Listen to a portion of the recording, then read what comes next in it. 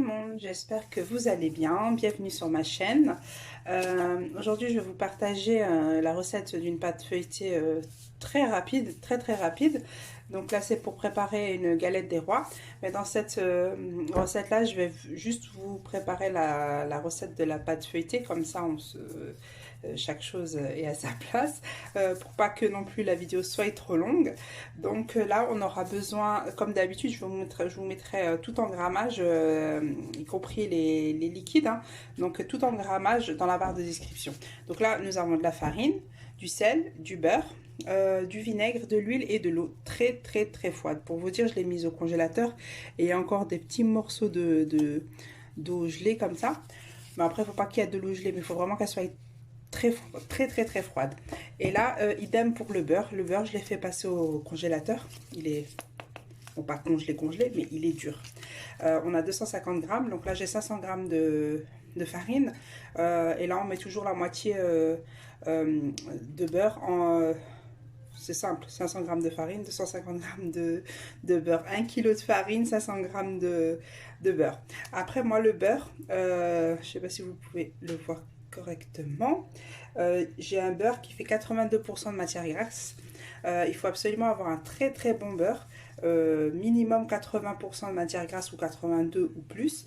Après si vous avez un boulanger sympathique, vous pouvez lui demander de vous vendre du beurre sec. Vous lui précisez bien que c'est pour préparer une recette pour une pâte feuilletée, et en général il y a certains boulangers qui sont cool et qui vendent leur beurre. Donc voilà, c'était la petite parenthèse. Donc pour pas trop parler, on a notre farine, on met notre sel, et par contre je vais avoir besoin d'une râpe. Je l'ai cassée, donc moi je vais utiliser cette petite râpe là. Je vais juste enlever le papier de mon beurre, voilà. Et ce qu'on va faire, c'est que là déjà je vais mettre le beurre comme ça.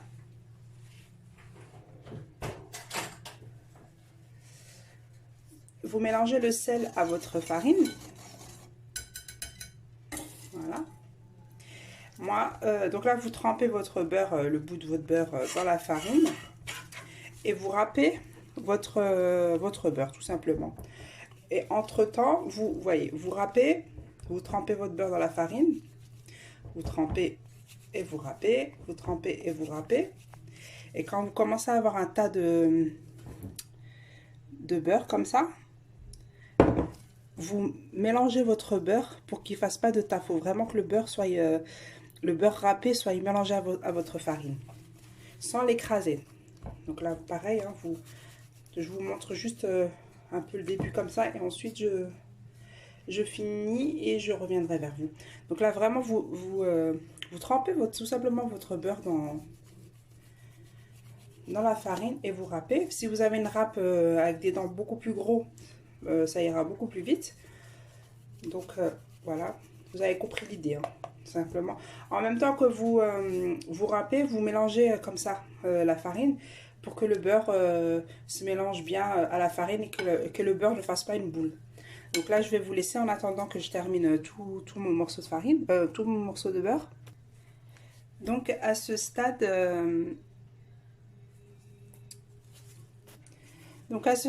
j'ai fini de râper mon beurre à la farine, et on ne mélange pas, vraiment vous râpez et vous soulevez vraiment comme si vous faisiez du couscous, vous voyez, comme ça. Voilà, donc là je vais rajouter mon vinaigre, je fais tout tomber, pardon, je vous fais bouger avec moi. Donc voilà, j'ai rajouté mon vinaigre, je vais rajouter mon huile, et je vais rajouter, vous voyez, l'eau est vraiment très froide, hein, vous pouvez voir. En fait ça empêche tout simplement que le beurre fonde, que vraiment notre mélange reste très froid. Et donc là vous mettez votre beurre, bon là j'aurais peut-être dû mettre juste un peu et pas beaucoup, faites pas la même bêtise que moi, mettez une moitié. Donc là je vais ranger la pâte, je vais la travailler, juste on la ramène comme ça, on la prend, on tourne notre saladier, et on travaille pas la pâte, vraiment pas, hein. Et si vous avez des gants, c'est même un peu mieux, ça évite de réchauffer la pâte. voyez, donc là, moi, mon verre d'eau me suffira amplement pour cette quantité-là. Comme dit, encore une fois, ça dépend des farines. Il peut que vous ayez besoin d'un verre et demi d'eau ou un verre et un quart d'eau. Donc, préparez toujours attention, je vous mettrai tout en grammage en eau, la quantité de verre d'eau en double, tout simplement. Donc là, voilà.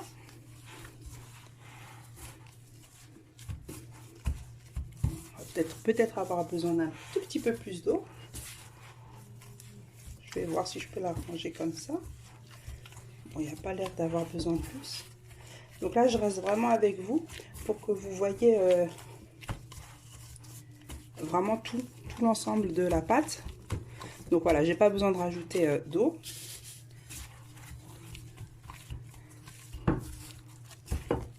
Et comme dit là, on n'a pas de temps de pause. Tout de suite ranger, tout de suite on va la travailler. Donc là, je vais juste préparer un petit peu de farine à côté de moi. Comme vous avez pu voir, je ne l'ai pas travaillée. Voilà, vraiment vous la rangez et c'est tout. Donc là, on la met là en attendant. Je vais juste préparer un petit peu plus de farine dans un petit saladier et je vous reviens vers vous.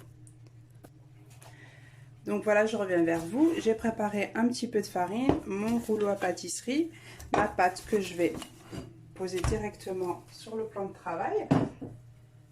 Cette pâte là, moi je la prépare là, on est le soir, pour le lendemain. Donc du coup, je l'ai fait tout de suite à après mon roulet de viande farcie, pour qu'elle repose tranquillement toute une nuit au frigo. Après, si vous voulez la préparer, que vous ne voulez pas la laisser toute une nuit au frigo, il faut minimum qu'elle soit au réfrigérateur 4 heures. Donc là, on va prendre de la farine, on va en mettre un peu partout comme ça.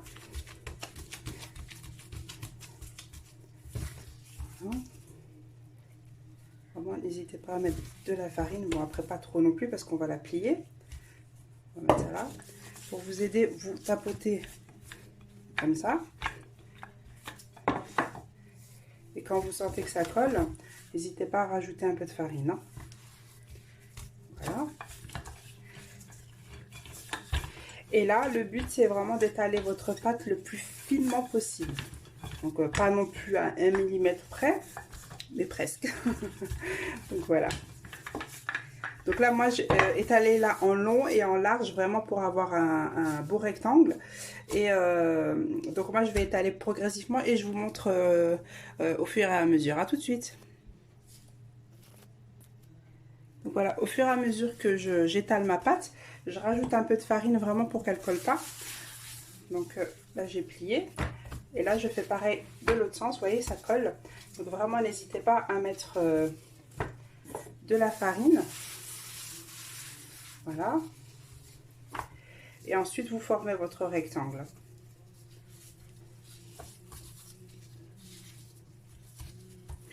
Voilà, je vais continuer à étaler ma pâte et à lui donner la forme du rectangle et je reviens vers vous. Donc voilà, j'ai fini d'étaler ma pâte. Donc on a un rectangle très grossier. Donc on va essayer de diviser vous essayez à l'œil, hein, quand vous pliez votre pâte. Surtout qu'il n'y ait pas de farine à l'intérieur. Vous balayez avec votre main ou vous prenez un pinceau et vous nettoyez. Là par exemple j'ai de la farine. Donc vous pliez une fois comme ça. Une fois comme ça. Il ne faut vraiment pas qu'il y ait d'espace entre les deux pâtes. Donc voilà.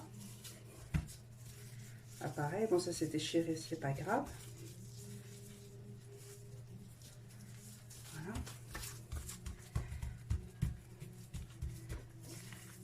Donc pensez bien à étaler surtout bien les rebords de la pâte. Il faut vraiment que ça soit étalé à peu près partout.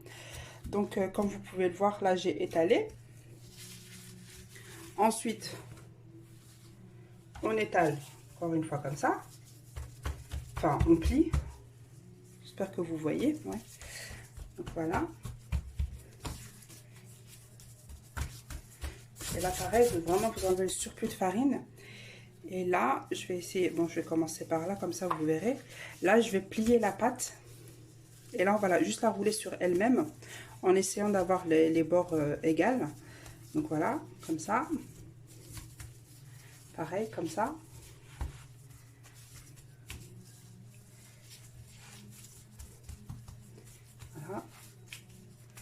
là, on a un gros bâton de pâte.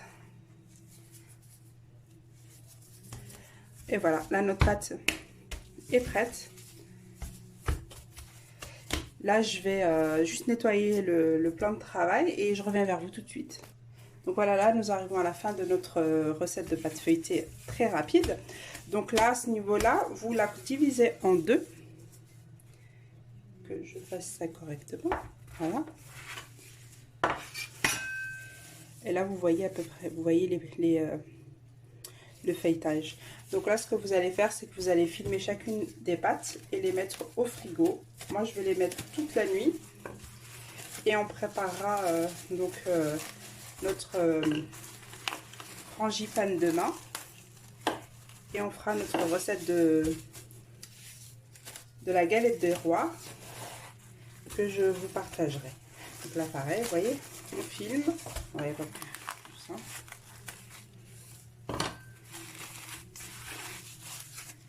Voilà. Et voilà, là notre pâte est prête à aller au frigo toute une nuit. Et voilà, c'est une recette d'une pâte feuilletée qui peut être utilisée pour vos feuilletés sucrés ou salés.